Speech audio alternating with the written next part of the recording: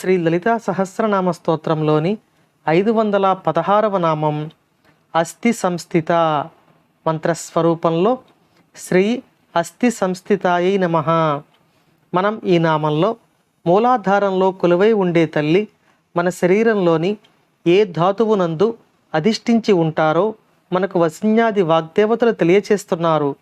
మనం ఇంతకు ముందు నామాలలో తెలుసుకున్న విధంగా విశుద్ధి చక్రంలో కొలువై ఉండే తల్లి చర్మమునందు అధిష్టాన దేవతగా ఉంటుంది.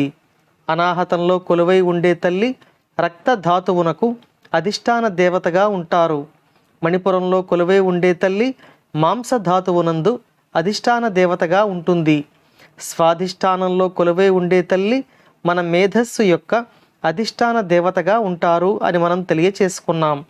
ఈ నామంలో మూలాధారంలో కొలువై ఉండే ఈ దేవత మన శరీరంలోని ఎముక అనే ధాతువు యొక్క అధిష్టాన దేవతగా ఉంటున్నారు.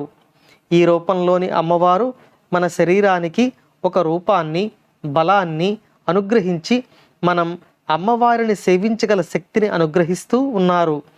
ఈ అమ్మవారిని ఆరాధిస్తే మన శరీరంలోని ఎముకలకు పుష్టి చేకూరి మనం బలమైన శరీరాన్ని కలిగి ఉండగలం. ఈ అమ్మవారి అనుగ్రహం మనందరిపై ఉండాలని కోరుకుంటూ ఓం శ్రీమాత్రే నమః.